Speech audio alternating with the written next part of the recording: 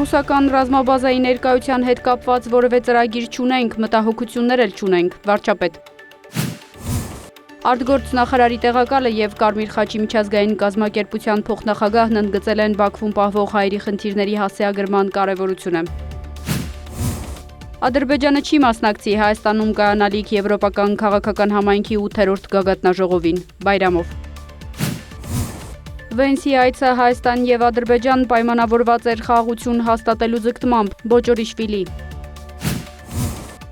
Միացյալ Նահանգները նոր պատժամիջոցներ է կիրառել Իրանի նկատմամբ։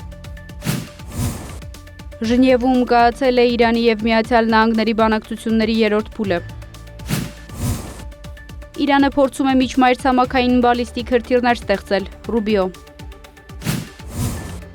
Ուկրաինայի նախագահը հույս է հայտնել, որ Ժնևում բանակցություններից հետո հնարավոր կլինի Թրամփ-Զելենսկի-Պուտին հանդիպում։